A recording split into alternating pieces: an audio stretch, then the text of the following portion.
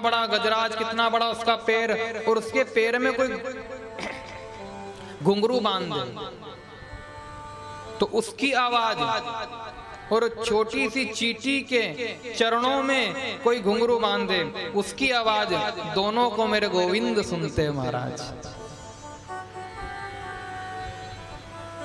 ये भगवान की सामर्थ्य है, इसलिए वो ईश्वर है, वो भगवान है। प्रेम से बोलो जय श्री कृष्णा।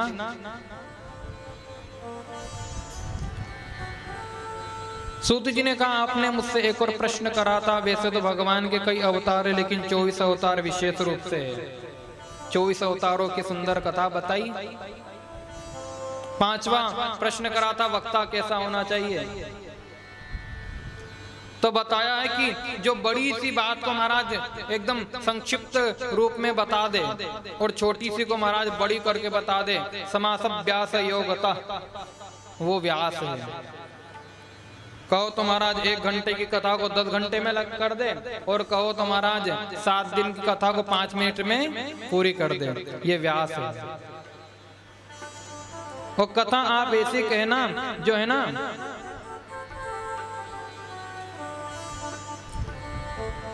गागर में सागर भरना, क्योंकि आगे कलयुग आने वाला है, व्यक्ति पे टाइम नहीं रहेगा।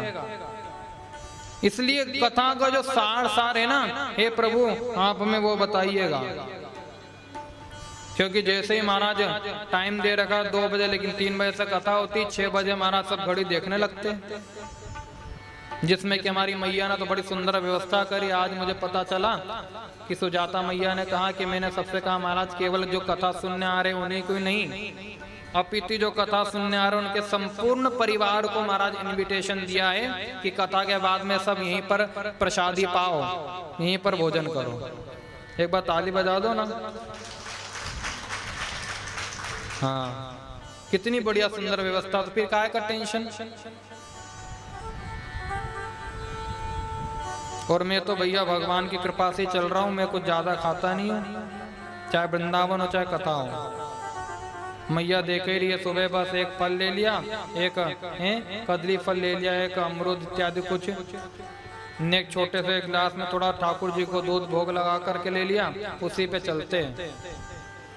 क्योंकि ठाकुर जी की कथा कहने के लिए भगवान ये व्यास गद्दी की सामर्थ्य है जो हमें शक्ति प्रदान करती है, वरना व्यक्ति अगर एक दिन भी नहीं खाए ना तो मुंह उतर जाता है। बोलना तो दूर की बात है महाराज, मिलना भी पसंद नहीं करता है। प्रेम से बोलो जय श्री कृष्णा। तो ये शक्ति कौन देता है? ये केवल और केवल परमात्मा देते हैं। हमारे वृंदावन में कितने लोग आते हैं, परिक्रमा लगाते हैं, 21 किलोमीटर की महाराज गिरिराज जी की परिक्रमा लगाते हैं।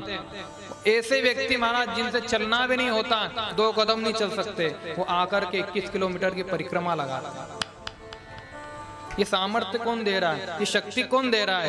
ये केवल परमात्मा दे रहा है। कि काहू केवल भजन को, काहू के आचार, व्यास भरोसे कुंवन के, सोवत पाव पसार। भैया ब्रजवासी और भगवान के भक्त संत होते ना, वो तो ठाकुर जी के, किशोरी जी के भरोसे होते, उन्हें चिंता नहीं है। हमें नहीं चिंता किसी की, उन्हें चिंता हमारी है। हमारी नाव का मालिक सुदर्शन चक्रधारी है। प्रेम से बोलो जय श्री कृष्णा। तो वक्ता के लक्षण बताए। अंतिम प्रश्न बड़ा सुंदर महाराज किया। भगवान अपनी लीला को संपन्न करके गए तो धर्म कम शरणं गता, धर्म किसकी शरण में गया? धर्म तो अकेला पड़ गया होगा। तो ये जो 6 प्रश्न है ना, इन 6 प्रश्नों में ही पूरी 7 दिन की भागवत चलती है। प्रेम से बोलो जय श्री कृष्णा। सुंदर महाराज सर्वप्रथम भागवत का प्राकट्य कैसे हुआ उसके विषय में बता रहे सूत जी। तो कहते हैं महाराज, नारायण के मुखारविंद से चतुश्लोकी भागवत का सर्वप्रथम भगवान नारायण के मुख से ये कथा निकली। नारायण ने महाराज फिर ब्रह्मा जी को दी, ब्रह्मा जी ने फिर नारद जी को दी, नारद जी ने व्यास जी को दी और व्यास जी ने सुखदेव स्वामी को दी। प्रश्न उठा, ये सुखदेव कौन है? तो बताया कि सुखदेव साधारण नहीं है। सुखदेव स्वामी महाराज स्वयं, कौशिकी संहिता में कथा आती है, ये राधा रानी की गोद में खेलते थे भगवान सुखदेव स्वामी, और भगवान कृष्ण की कथा हमेशा सुनते थे राधा रानी के मुखारविंद से। और कोई भी समाचार यदि ठाकुर जी के पास पहुंचाना है ना, हमारे रणछोड़ जी के पास में, तो महाराज सुखदेव स्वामी ही पहुंचाते थे। राधा रानी अपने हाथों से उनको सुंदर अनार के दाने खिलाती और फिर सुंदर कीर्तन सुनाती, कथा सुनाती। एक दिन राधा रानी ने कहा, सुखदेव अब तुम पृथ्वी पर जाओ और जाकर के भागवत का प्रसार करो, प्रचार करो, सबका कल्याण होगा भागवत सुन करके। सुखदेव स्वामी हाथ जोड़ करके कहने लगे, ना ना ना ना मैया, मैं नहीं जाऊंगा। क्यों? अरे विष्णु की माया बड़ी विचित्र है, पकड़ लेती है। राधा रानी ने कहा, चिंता मत करो, मैं आशीर्वाद देती हूँ, नहीं सताएगी। तब सुखदेव स्वामी महाराज वहां से आए और अमरनाथ कहते हैं ना, भगवान शंकर का जो दिव्य स्थान है, बर्फीला प्रांत, जहां भगवान शंकर माता पार्वती के साथ में विराजमान है। वहां पे एक पक्षिणी के गर्भ से अंडे के रूप में ये प्रकट हुए। खूब तेज हवा चल रही थी महाराज, पक्षी इनके उड़ गए माता पिता, और हवा के कारण ये अंडा गिर गया और फूट गया। और जैसे फूटा महाराज, तो नारद जी ने सोचा अब तो भैया लीला कैसे होगी, इनका प्राकट्य भी करना है। तो देखो, जहां पर कुछ कार्य करना होता है ना जल्दी से, तो वहां पर नारद जी जरूर आ जाते हैं। प्रेम से बोलो भक्तवत्सल भगवान की। नारद देव दर्शन। आजकल जो लोगों ने नारद जी को जोकर बना के रखा ना, उनके लिए विशेष कह दूं, नारद जी जोकर नहीं है, नारद जी साधारण नहीं है, ब्रह्म ऋषि है, ब्रह्मा जी के बेटे है, और संतों में भी पूजनीय है। ये जो लोग बना देते, नाटक करते, महाराज नारद जी को जोकर बना दिया है, अरे गड़पोड़ा संत है, लड़ाई झगड़ा कराए, ऐसे नहीं है। सुजाता मैया हमारी, आप लोग सब रानी माँ कितनी कथा सुनी आप लोगों ने हमेशा, लेकिन ऐसी आपको एक कथा नहीं बता सकते जिसमें नारद जी जिसको मिले हो उसको भगवान का दर्शन ना हुआ हो। इसलिए नारद जी को कहा गया है नारदो देव दर्शन। चाहे वो भक्त हो, चाहे वो राक्षस हो, चाहे कोई भी क्यों ना हो, जिसको नारद जी मिल गए भैया, उसको भगवान मिलना ही मिलना है। नारद जी ने जिसके गले में कंठी बांध ली भैया, रिजर्वेशन कंफर्म वैकुंठ का। इसलिए नारद जी साधारण नहीं है। और हमारे ब्रज में तो बड़ी सुंदर कहावत है कि नारद जिसकी बात देवता भी रद्द नहीं कर सकते भैया, वाई को नारद के है। ऐसे नारद जी, नारद जी आया, सोचा लीला तो करनी पड़ेगी, प्राकट्य करना है सुखदेव स्वामी का। तो महाराज देखा सुखदेव स्वामी अंडे, फुटे हुए अंडे के रूप में पड़े। शंकर जी समाधि में है, माता पार्वती जी के पास में गए, पार्वती जी को प्रणाम करा, जय हो मैया प्रणाम। पार्वती जी ने कहा, अरे गुरुजी क्या बात है, आजकल तो आप आते ही नहीं हो, आजकल बहुत कम दर्शन देते हो। अब पार्वती जी इनको गुरुजी कहती हैं और ये माता जी कहते हैं। क्यों? बोले शंकर जी से जब विवाह हुआ था तो इन्होंने ही साधन बताया था। प्रेम से बोलो जय श्री कृष्णा। इन्होंने ही बताया था ना, आप सब जानते हैं ना कथा, राम कथा में नारद जी आए थे, फिर बताया कि आप तपस्या करो बेटी भगवान शंकर की, तो भगवान प्राप्त होंगे। तो इन्होंने गुरु माना।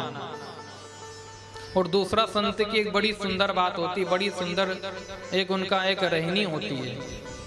संत जो होता है ना, जो साधु होता है, उसकी दृष्टि में संसार की जो भी स्त्री होती है सब माँ के समान होती है। छोटी बच्ची से लेकर के वृद्धावस्था तक की जितनी माँ होती महाराज, सबको वो माँ ही कहते हैं। और बांग्ला में तो भैया खूब छोटी बच्ची चाहे किसको भी वो भी माँ ही कहते हैं। तो इसलिए ये बड़ी विशेष बात है। हाँ भैया आजकल वो क्या है कि अब हम आना जाना ज्यादा करते नहीं है। क्यों? अरे क्या बताऊं, आजकल प्रेम नहीं रहा किसी में, सब झूठे है दुनिया में, कोई प्रेम नहीं करता हमसे।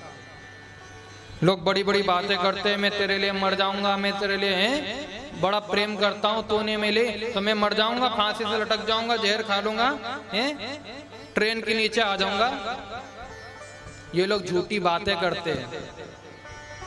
प्रेम करने वाला व्यक्ति कभी प्रेमी को दुख नहीं दे सकता, कभी तकलीफ नहीं दे सकता। प्रेम विशुद्ध होता है, प्रेम में कुछ मांगा नहीं जाता है, इसलिए वो प्रेम होता है। प्रेम में महाराज आप जिससे प्रेम करते हो उसको आपको बताना नहीं पड़ता कि हम आपसे प्रेम करते हैं, तो प्रेम के बदले आप हमें समय दीजिए, हमारे साथ बैठिए, हमारे साथ ये करिए। प्रेम में स्वतंत्रता होती है। जो आपसे प्रेम करेगा ना भैया, वो कितना भी बिजी क्यों ना हो, कितना ही महाराज हैं कहीं व्यस्त क्यों ना हो, आपके लिए समय अवश्य निकालेगा। और जो प्रेम नहीं कर सकता आपसे भैया, आप कितनी उसके पीछे पड़े रहो, कितनी उसको महाराज नाम जपते रहो, वो पलटकर आपको देखेगा भी नहीं। ये दुनिया का प्रेम है। प्रेम से बोलो जय श्री कृष्णा। पार्वती जी ने कहा अरे मेरे और इनके बीच में तो बड़ा प्रेम है। अच्छा, अब शंकर जी ने नारद जी ने सोचा अब तो मैया हैं सोच रही है बड़ा प्रेम है, तो थोड़ा यहीं पर अपन है लीला कर दें। तो नारद जी ने कहा अच्छा बड़ा प्रेम करते? बोले हाँ। तब तो मैया ये भी बताया होगा कि ये जो ये मुंडों की माला पहने हैं गले में, इसमें किसके मुंडे लगे? पार्वती जी ने कहा प्रेम तो बहुत करते लेकिन ये तो कभी नहीं बताया। हम नारद जी कहने लगे देखो मैया अब इतना ही नहीं बताया आपको तो मैं क्या कह सकता हूँ। अब ऐसा है कि मैं तो चला, मुझसे देखा नहीं जा रहा है। अब पार्वती जी को प्रणाम करके नारद जी चल दिए। अब मैया महाराज कोप भवन में गई। पहले के समय में जब महल बनाए जाते थे, घर बनाते थे, एक कक्ष बनाया जाता था अलग से, उसमें लिखा रहता था कोप भवन। जब पत्नियां लूट जाती थी ना श्रीमती जी, तो महाराज ज्यादा कुछ करने की जरूरत नहीं है, बस उसमें चले जाए बैठ जाए। सोई पतिदेव को पता चल जाता था आज गड़बड़ है मामला, आज क्रोध में है, शायद गुस्सा है। राम जी को वनवास कराया ना, तब माता कैकेयी कहाँ गई थी? कोप भवन। ये कोप भवन में भैया बड़े बड़े निर्णय होते हैं, हल्के में मत लेना। सुप्रीम कोर्ट होता ना, उससे भी ज्यादा इसका महत्व होता है। प्रेम से बोलो जय श्री कृष्णा। तो कोप भवन में पार्वती जी गई। नारद जी ने शंकर जी को प्रणाम करा। शंकर जी ने कहा अरे नारद जी कैसे आए? बोले बस आपका दर्शन करना था। नारद जी ने कहा बाबा एक बात बोलो। बोले क्या? बोले मैया ने थोड़ा याद करा, जल्दी जाइए। शंकर जी ने कहा हाँ अरे आप जब होकर के आ रहे तो जरूर याद करा होगा। शंकर जी जाने लगे। कोप भवन में देखा है तो रुष्ट होकर के बैठी है। अंदर जाकर के कहने लगे शंकर जी अरे देवी क्या बात है, हैं? आज बड़े बस बस बस बस बात मत करो। अरे क्या हो गया आपको? मैंने कुछ अपराध कुछ, बस चुप रहिए, कोई जरूरत नहीं बोलने की। आखिर बात क्या हुई है? पार्वती जी कहने लगी दूर हो जाओ मुझसे, आप ऊपर से भी काले हो अंदर से भी काले हो। अरे काला कलोटा कह रही है काले राम राम राम काले काले, ऐसा कोई करता है क्या? प्रेम से बोलो ना जय श्री कृष्णा। कौन करता है ऐसा? ये कीर्तन बड़ा अच्छा है, आपने कभी नहीं सुना होगा। सुना किसी ने? नहीं सुना?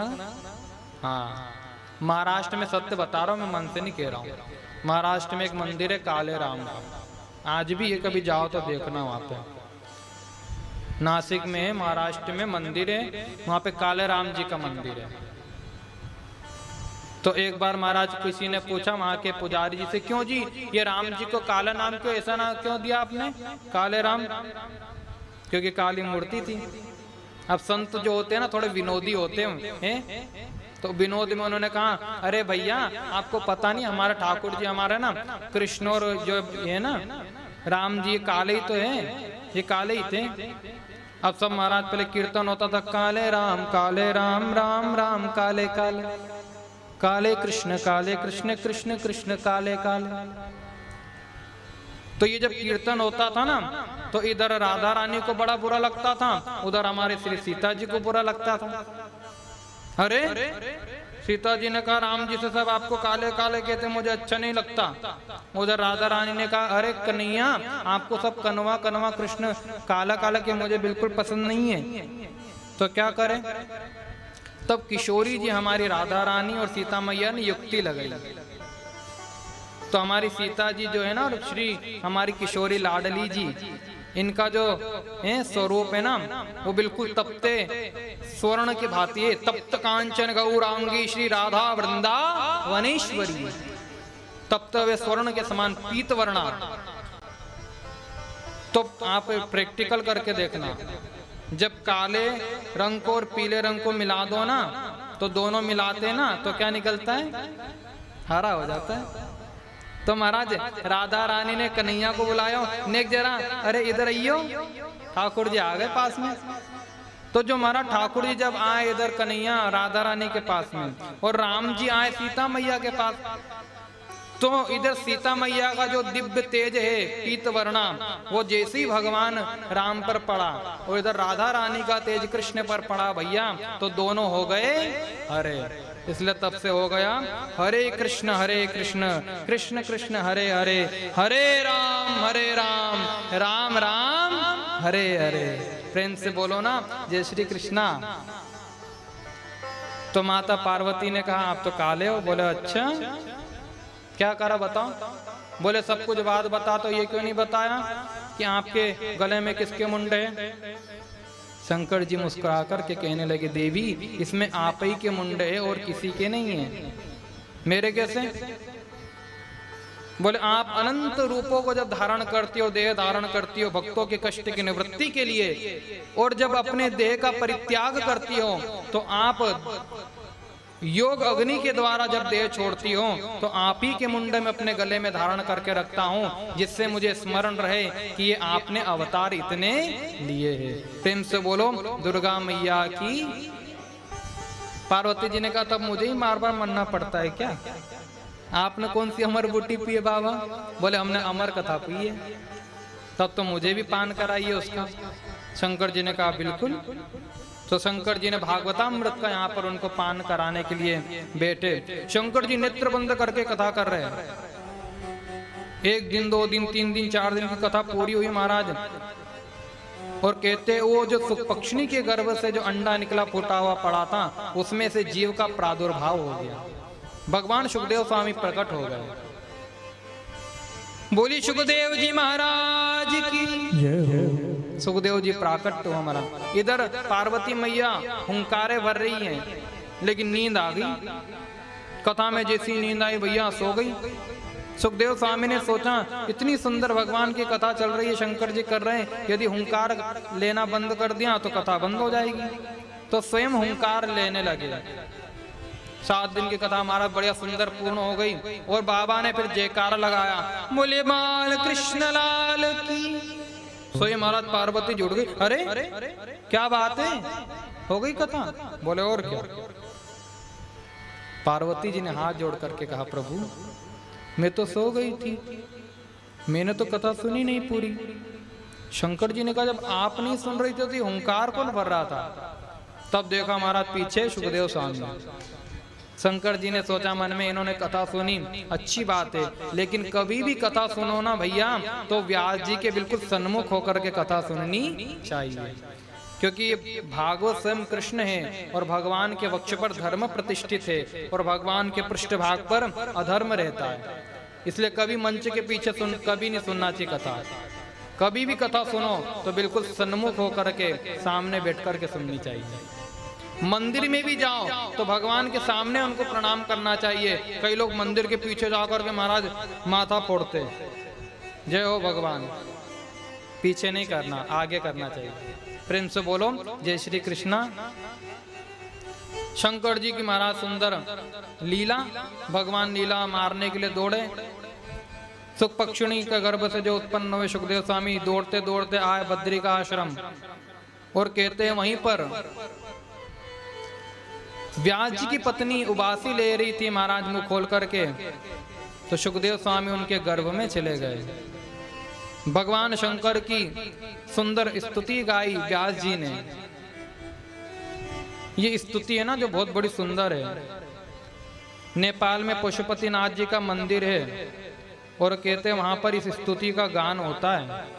तो आइए 2 मिनट हम भी थोड़ा सा इस स्तुति का गान कर ले, भगवान शंकर जी के चरणों में निवेदन कर ले, क्योंकि भगवान शंकर ने इतनी सुंदर स्तुति है कथा सुनाई है, तो थोड़ा उनको भी मना ले। प्रेम से बोलो ना, उमापति महादेव की